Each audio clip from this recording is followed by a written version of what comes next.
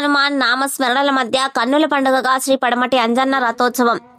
పడమటి ఆంజనేయ స్వామి రథోత్సవంలో పాల్గొన్న మంత్రి వాకిటి శ్రీహరి.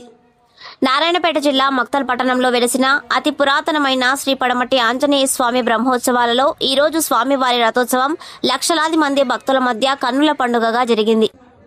రథోత్సవం సందర్భంగా తెల్లవారుజామున స్వామివారికి అర్చకులు పంచామృతాభిషేకం నిర్వహించి ప్రత్యేక అలంకరణ చేసి మహామంగళహారతి ఇచ్చారు. అనంతరం బ్రహ్మోత్సవాలకు వివిధ ప్రాంతాల నుండి విచ్చేసిన కోనేటిలో స్నానాలు ఆచరించి తలపై గండజ్యోతులతో స్వామినామాలు స్మరిస్తూ ఆలయానికి చేరుకుని మొక్కులు చెల్లించి దర్శనం చేసుకున్నారు. తెల్లవారుజాము నుండి స్వామివారిని దర్శనం చేసుకునేందుకు విచ్చేసిన భక్తులతో ఆలయం కిటకిటలాడింది.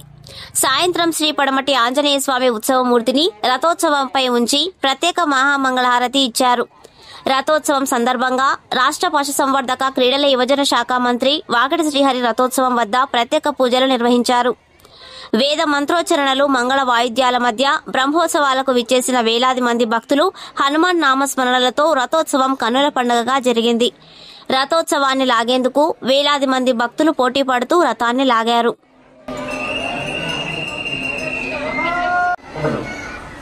స్వామివారి యొక్క